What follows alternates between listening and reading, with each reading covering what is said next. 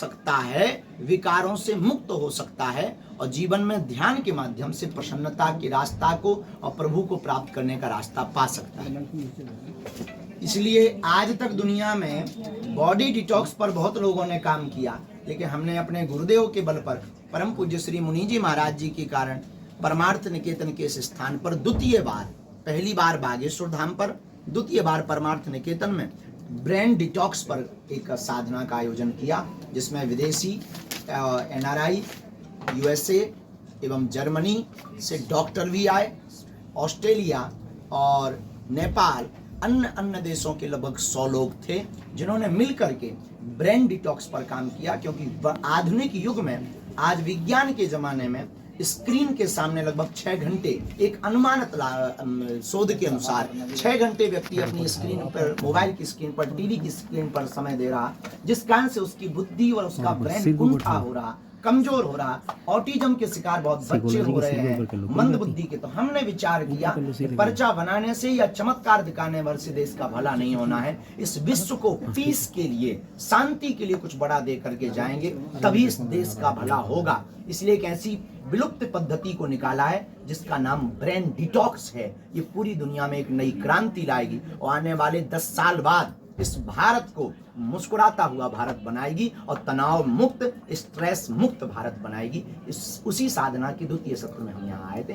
आप सबका धन्यवाद। जो खुजली हो सो बोल सकते। महाराज जी आपने ब्रेन डिटॉक्स की बात की है, ये बहुत अच्छी बात है, समाज को, पूरे विश्व को इसकी जरूरत है। पर लेकिन ब्रेन डिटॉक्स की बात है, जो राजनीति में जो पीड़ा चलती है, समाज में वैमनस्यता राजनीति के थ्रू आ रही है, उसके लिए आपकी ये पद्धति सबके लिए, अभी डॉक्टर और अभी IIT के बच्चे इसका प्रयोग कर रहे हैं, अभी ट्रायल पर है।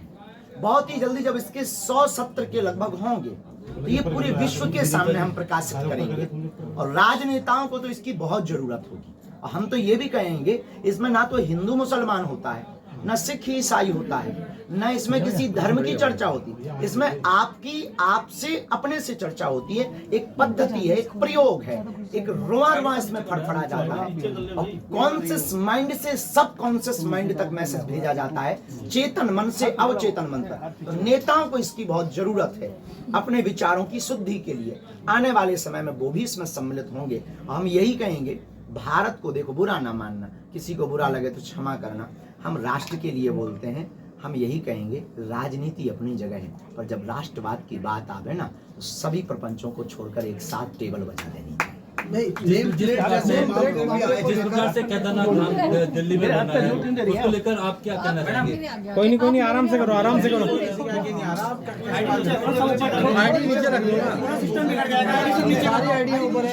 नीचे कर लो, नीचे कर लो। केदारनाथ धाम दिल्ली में बन रहा है, उसको लेकर क्या विषय की पूर्ण जानकारी नहीं है, लेकिन यहाँ के माननीय मुख्यमंत्री जी ने जो नियम पारित किया है उसकी पूर्ण जानकारी है और उस पर हम बहुत विनम्रता पूर्वक बागेश्वर पीठ साधुवाद उनको दे रही है कि उन्होंने चारों धामों के नाम पर भारत में कहीं भी, विश्व में, भारत में कहीं भी प्रयोग ना हो, चारों धाम के नाम, कॉपीराइट के लिए जो कानून निकाला है वो बहुत अच्छा है।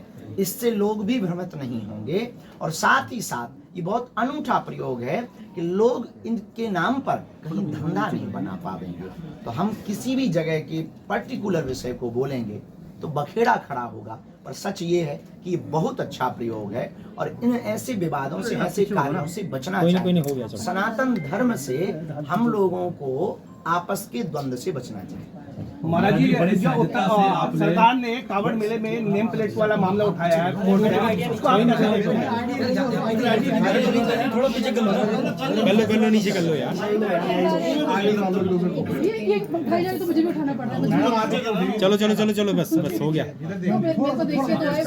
एक एक करके बोलो। जी जी। वर्तमान में सुप्रीम कोर्ट द्वारा रोक लगा दी गई, उस विषय पर हम ज्यादा कुछ ना कहते हुए हम सबको कोर्ट की आज्ञा का पालन करना चाहिए, परंतु अपनी पहचान बताना गलत नहीं है, पहचान को छुपाना गलत है। महाराज जिस हिसाब से मैं देख रहा हूँ आप उत्तर दे रहे हैं, आपने सारे राजनीति को फेल कर दिया है, बड़ी सहजता से, बड़े प्यार से हर चीज़ों को समावेश करके आपने दिया है।